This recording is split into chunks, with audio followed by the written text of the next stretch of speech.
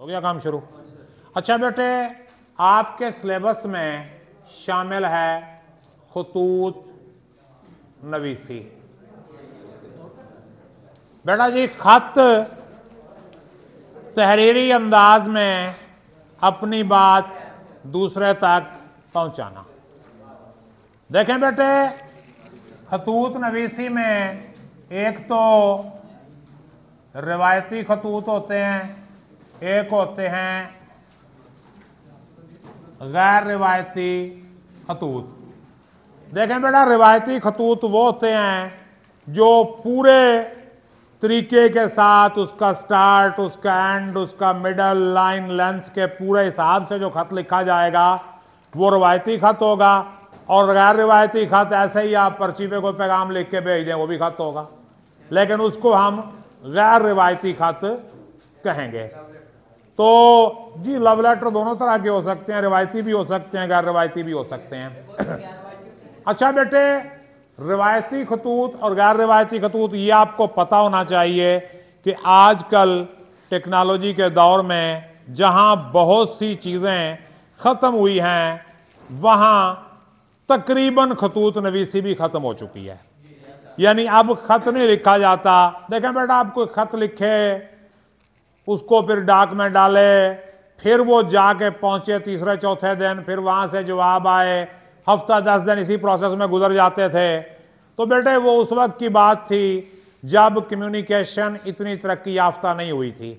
अब ये सूरत हाल है कि आप ऑडियो कॉल करें, वीडियो कॉल करें, मैसेज करें, फौरी तौर पे आपको रिस्पांस मिलता है। तो कोई बंदा खत की तरफ जाता ही नहीं है। सिर्फ आपके सिलेबस में खत शामिल है, इसलिए हम इसको कर रहे हैं। तो आपके सिलेबस में खतूत नवीसी शामिल है, हम इसको कर रहे हैं अपने हिसाब से। तो my dear students, keep in mind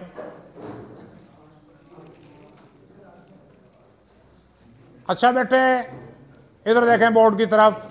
खत लिखने का एक स्ट्रक्चर है, आपने क्या क्या लिखना है खत के अंदर। देखें, सबसे पहली जो चीज है वो आपने लिखना है अपना पता, नंबर 2 तारीख, नंबर 3 तखातुब, नंबर 4 इबारत, नंबर 5 इख्तितामी जुमला और नंबर 6 इख्तिताम यानी नाम प्लस रिश्ता। देखें बेटे, इनमें से हर चीज के मार्क्स होते हैं, यानी अपना पता और तारीख लिखने के भी मार्क्स हैं, तखातुब यानी उसको जो मुखातिब कर रहे हैं आप उसके भी मार्क्स हैं, इबारत जो है उसके भी मार्क्स हैं, और ये इख्तिताम वगैरह उसके भी मार्क्स हैं। अब देखें, अपना पता और तारीख ये आपने टॉप मोस्ट कॉर्नर में राइट साइड पे लिखनी है। ये सबसे ऊपर आपने कहां लिखनी है? दाईं तरफ अपना पता लिखना है, लेकिन नवाब कॉलोनी फोर्डाबाद नहीं लिखना, साबिर शाह कॉलोनी फोर्डाबाद नहीं लिखना।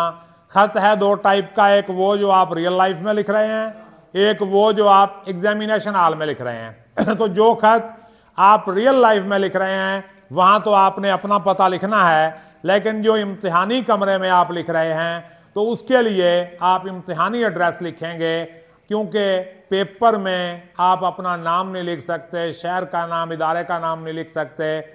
तो आपने वहां पर सिर्फ लिखना है इम्तिहानी मरकज या कमरा इम्तिहान। बहरहाल ज्यादा बेहतर है कि आप इम्तिहानी मरकज लिखें। ज्यादा बेहतर क्या रहेगा? इम्तिहानी मरकज लिखना। तो आप लिखें यहां पे इम्तिहानी, उसके नीचे ना तो कोई लाइन लगानी है, कुछ भी नहीं करना, उसके नीचे आपने तारीख लिखनी है। तारीख आप बेहतर है कि उर्दू वाले हिंसों में लिखें, अंग्रेजी वाले हिंसों में ना लिखें, लेकिन अब ये काम चल चुका है, इसको हम रोक नहीं सकते। देखें बेटे, उर्दू जुबान हमारी वो जुबान है जिसमें सबसे कम अल्फाज उर्दू के हैं। दुनिया में कोई ऐसी जुबान नहीं, देखें दूसरी जुबानों के लफ्ज एक जुबान में होते हैं लेकिन कोई 5-10% होते हैं, 2-4% होते हैं, लेकिन उर्दू में ज्यादातर अल्फाज जो हैं वो दूसरी जुबानों के हैं। उर्दू जुबान के अल्फाज बहुत कम हैं, ना होने के बराबर हैं। यानी यूं समझ लें कि आप कोई भी लुगत उठा के देख लें, उर्दू जुबान का कोई अच्छा सा लुगत उठा के देखें तो उसमें लफ्ज के आगे ये भी लिखा होता है कि ये किस जुबान का लफ्ज है। तो कोई भी सफ़ा आप खोल लें लुगत का तो सबसे कम अल्फाज उसमें आपको उर्दू जुबान के मिलेंगे। ज़्यादातर अरबी, फ़ारसी, हिंदी, अंग्रेज़ी, पंजाबी, पुर्तगाली मुख्तलिफ ज़ुबानों के मिलेंगे। तो इसलिए उर्दू में बहुत सी ज़ुबानें आ चुकी हैं। देखें उर्दू में हिंदी भी आ गई, उर्दू में अरबी भी आ गई, फ़ारसी भी आ गई। उर्दू की यह सिफ्त है कि ये जिस ज़ुबान के साथ राब्ता बनाती है उस ज़बान के लफ्ज़ को अपने अंदर समो लेती है, उसे अपने अंदर ले आती है, यानी कब्जा कर लेती है, और फिर लफ्ज़ जो है वो उर्दू में आके वो उर्दू का ही हो जाता है। हालांकि अब पहले अरबी फ़ारसी के साथ ये हुआ था, अब ये अंग्रेज़ी के साथ हो रहा है। अंग्रेज़ी के अल्फाज जो हैं वो बड़ी तेज़ी से उर्दू ज़ुबान में आ रहे हैं, और जो पुराने बाबे हैं ना उर्दू वाले, वो इस चीज़ को बड़ा नापसंद करते हैं, यार अंग्रेज़ी के अल्फाज कैसे आ गए उर्दू में। तो बेटा उसका उसूल ये बनाया गया है कि जिस लफ्ज़ के मुकाबले में उर्दू का लफ्ज़ मौजूद है और मशहूर भी है, मौजूद भी है और मशहूर भी है, तो आप अंग्रेज़ी का लफ्ज़ उसकी जगह पे इस्तेमाल नहीं करेंगे। लेकिन अगर उर्दू का लफ्ज़ मौजूद नहीं है या अगर मौजूद है तो मशहूर नहीं है।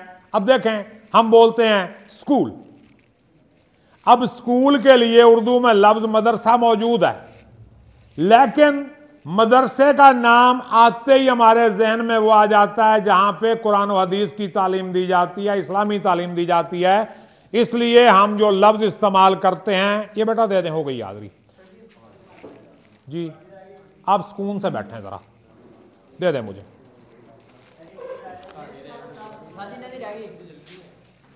अच्छी बात है, ज़रा सुकून से बैठें, अब एक दफ़ा पढ़ लें। अच्छा बेटे, तो मदरसे का लफ्ज़ अगर हम इस्तेमाल करेंगे स्कूल की जगह पे तो लोग समझ लेंगे कि यार ये कोई इस्लामी इंस्टीट्यूशन की बात हो रही है, स्कूल की बात नहीं हो रही। तो इसलिए ऐसे अल्फाज जो उर्दू ज़ुबान में शामिल हो चुके हैं, आम हो चुके हैं, तो उसका जो है हम नहीं, उसको हम जो है ना ज़्यादा वो लाने की ज़रूरत नहीं है। अब देखें मास्क, कोरोना की वजह से बड़ा मशहूर हुआ मास्क है। अब उसको हम उर्दू में कहें, नहीं जी इसको आप गिलाफ चेहरा बोलें, गिलाफ चेहरा। तो गिलाफ का लफ्ज़ जब आता है तो हमारे जहन में खाना काबा और कुरान का कंसेप्ट आ जाता है।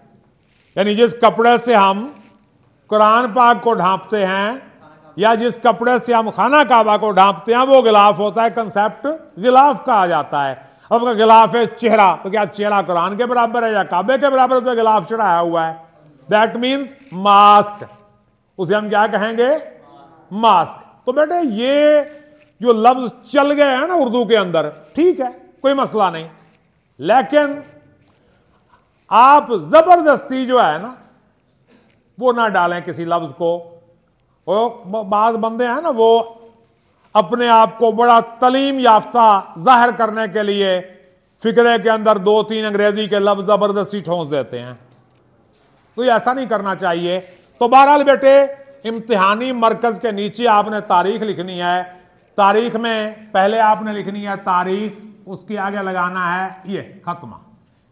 तारीख लिखी, खत्मा, इसके बाद महीने का नाम लिखना है दिसंबर 2022, आगे लगा दें हमजा। ये ईस्वी वाला, नीचे आप वो सन वाली अलामत लगा लें, आपकी मर्जी, ना लगाएं फिर भी कोई प्रॉब्लम नहीं। तो ये बेटे 2 लाइनें आपकी पूरी हो गई। इसके बाद आ जाएं जी बेटे, नहीं, कुछ नहीं आएगा, लास्ट में कोई डाट नहीं आएगा। ये अंग्रेजी में आप नहीं लिख रहे, उर्दू में लिख रहे हैं, ना यहां पे कोई डाट आएगा ना यहां पे कोई डाट आएगा। बस ये 3 और दिसंबर के दरमियान जो है खत्मे की अलामत आएगी। इसके बाद हम देखते हैं थोड़ा सा आगे आके, यहां दरमियान में हमने उसे मुखातिब करना है, जिसके नाम आप खत लिख रहे हैं। यहां पर मकतूबे इलह को मुखातिब करें। जाहिर है जिसके नाम आप खत लिख रहे हैं उसको आपने अच्छे अंदाज में मुखातिब करना है, जैसे प्यारे अब्बा जान, प्यारी अम्मी जान, मोहतरम वालिद साहब, प्यारे दोस्त, कोई भी मुकरमी और मोहतरमी फलां, यानी आपने उसको मुखातिब करना है और आगे मार्क ऑफ एक्सक्लेमेशन जिसको निदाइया कहते हैं ये लगाना है। इसके बाद मुखातिब आपने कर लिया।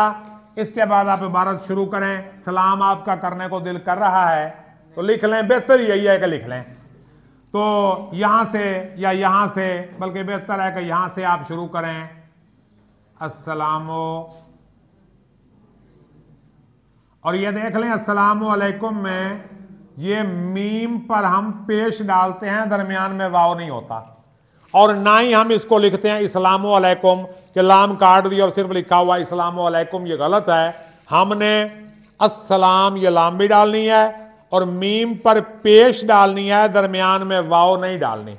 अस्सलामु अलैकुम के बाद ये अलामत लगाएं और खत लिखना शुरू कर दें, यानी जो भी खत की इबारत है उसको पैराग्राफ्स बना के आप लिख दें। यानी यहां जो भी आपने लिखना है तो खत की इबारत पैराग्राफ बनाकर लिख दें। इसके बाद एंड पे आएगा इख्तितामी फिक्रा। इख्तितामी फिक्रा आपको पता ही है, खत की नौइयत के मुताबिक मुख्तसर और तवील होते रहेंगे। यानी घर में सबको सलाम कहिएगा, नेक तमन्नाओं के साथ सदा खुश रहो। इधर साइड पे, इस साइड पे। तो बेटे ये करके आपने खत को एंड करना है और यहां लिखेंगे अपना रिश्ता, यानी मकतूब इलाह के साथ आपका जो रिश्ता है।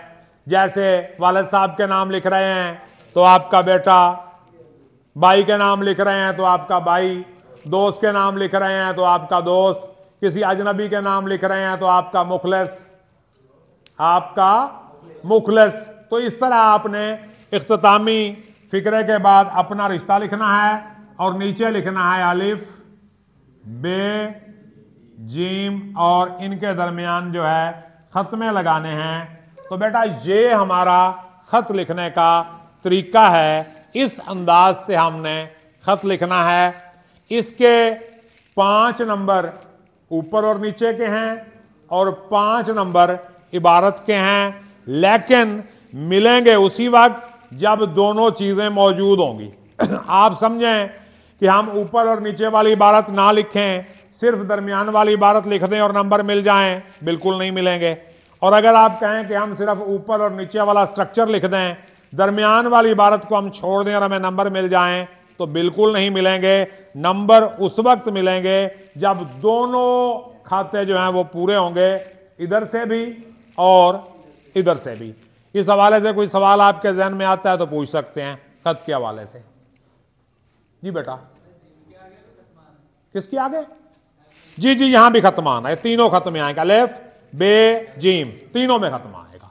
यहां भी खत्मा, यहां भी खत्मा और यहां भी खत्मा। जी, खत की लेंथ कितनी होनी चाहिए? देखें बेटे, खत की लेंथ कम से कम 1 सफा, कम अज कम, और ज्यादा से ज्यादा 3 सफों तक जाना चाहिए। बेहतर यही है कुछ 2 सफे का खत होना चाहिए, क्योंकि 1 सफे का बहुत छोटा हो जाएगा, 3 सफे का बहुत बड़ा हो जाएगा। तो दरमियान में आप काम रखें, यानी तकरीबन 1.5-2 सफे का, 2 सफे तक आप ले जाएं खत को। और एक चीज ध्यान में रखें बेटे कि सफे का मतलब पूरा लिखा हुआ सफा होता है। ये नहीं कि आप एक लाइन में 4 लफ्ज लिखें और चलो जी हो गया हमारा सफा पूरा। इस तरह बेटे सफा पूरा नहीं होता। सफा आपने उस वक्त लिखना है जब वो मुकम्मल होगा। ठीक हो गया? और कोई सवाल? ठीक है बेटे।